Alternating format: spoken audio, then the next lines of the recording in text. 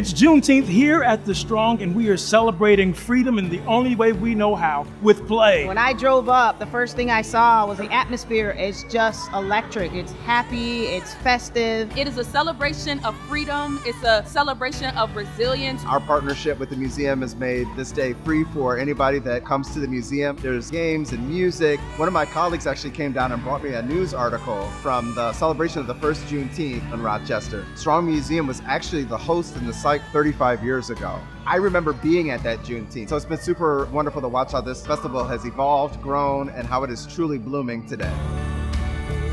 And it only makes sense that it comes back where it's been home. Again, it's all about community, and this is the community, and this is where they celebrate. There's nothing more important that we can do to support our young people, especially those that have been among our most vulnerable. And we know that in this community, that has certainly been Black children. I bring my babies to Strong, right? And so as a Black mother, to see them behind and doing this work, a part of this initiative and this celebration is so important. It sends a message to other institutions that you have to show up for our community when we need you to.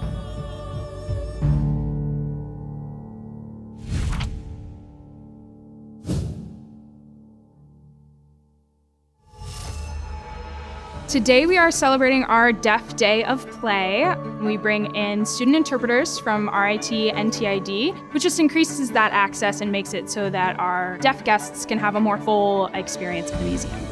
The goal is just to have an environment that's accessible for deaf people because they often just face communication barriers every day. And so we want to provide like a fun space for them. We as deaf people have to work and request again and again just to get interpreters. But then being able to show up here and there's already interpreters is an amazing experience. The Deaf Day of Play is one of my favorite days of the year. It's a very nice experience for the community to come together and find connections because the deaf community is very small. So when we come here, you always know that you'll have someone to interact with. I think there's a lot of benefits for people coming here today. Well, first off, it's fun. And then also it's a great social experience to meet different people. Young kids will see exposure to sign language here, and that could be the first time that they've seen ASL.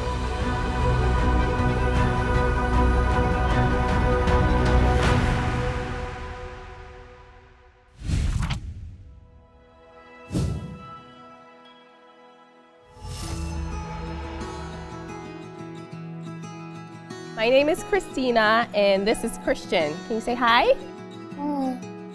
We've been coming here over 3 years, and Christian's gotten so big. I look at the videos and the pictures when we first started taking cute pictures of Christian, and he was so tiny and just figuring out this space. And then I look at it now, and he's just matured so much. It's just cool to see him grow while he plays.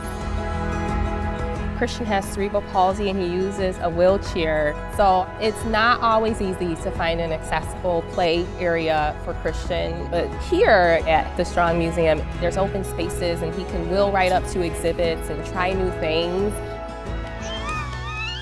And we love that there's play, there's excitement of other kids around us, but it's inclusive to Christian and he can independently play as well. We typically have a pretty good routine when we come here. We go to Sesame Street, we beeline it to Adventureland, we stop at the superheroes. He finds independence in knowing what he's gonna do next, and he could lead the way. It's Christian's favorite place to be, and we come here so much. We've just built some great relationships with staff and community members that come in too.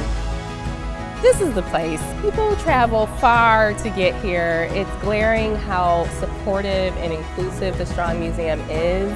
We continue to come here year after year, and it's so exciting to us. It is so cool to feel like you're being thought of. You see it through each exhibit. We're so lucky here in Rochester to have the Strong Museum. Thank you for being inclusive, thank you for being diverse, and thank you for leading with your hearts. Yeah!